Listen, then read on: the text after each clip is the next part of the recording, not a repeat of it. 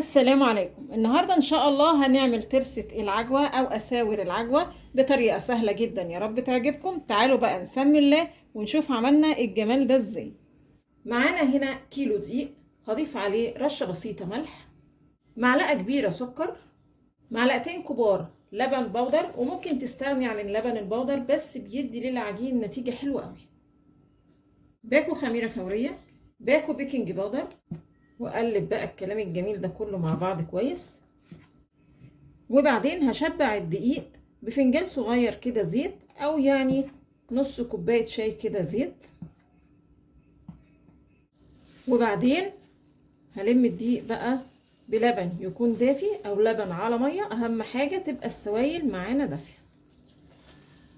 تمام كده. العجينه خدت معايا بالظبط 3 كوبايات ونص لبن دافي. بصوا يعني تفضلي تعجني فيها كده لغايه ما العجين يلم معاكي وتلاقي العجينه كده سهل انها تتشكل. عموما يعني كيلو اللبن بياخد من كوبايه وربع لكوبايه ونص سوائل، سواء بقى ميه او ميه على لبن او ميه بس او لبن بس. هدهن بس وش العجين كده بالزيت، واغطي بقى العجين كويس قوي واسيبه كده لحد ما يخمر. العجين اختمر، لم العجين بقى كده واقسم كده العجين لكور بالشكل ده وهرصهم كده جنب بعض.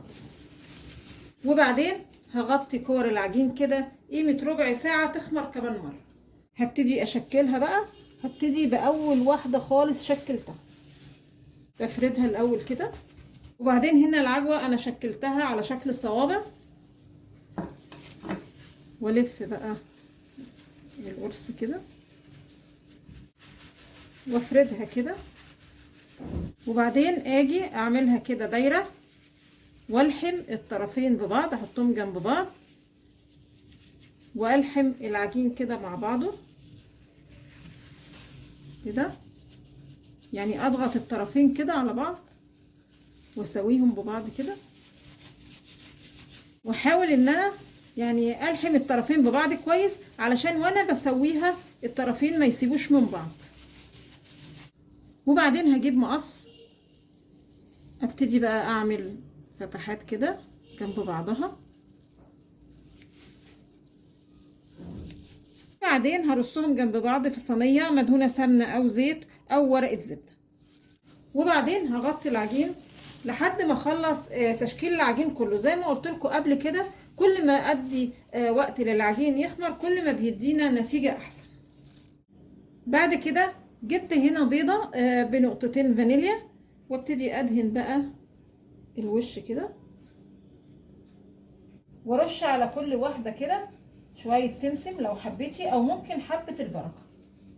فرن يكون سخن وعلى درجه حراره 200. هحط الصينيه في الرف الوسطاني. ممكن تحتاجي تشغلي الشوايه شويه للوش ياخد لون، وممكن ما تحتاجيش الشوايه والفرن يسويه من فوق وتحت.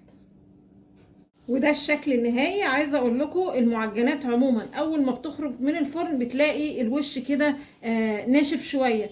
ما تقلقيش خالص، بتغطيها كده بكيس او فوطه نظيفه 5 دقايق بالظبط هتلاقي الفطاير رجعت زي ما هي طريه وزي الفل.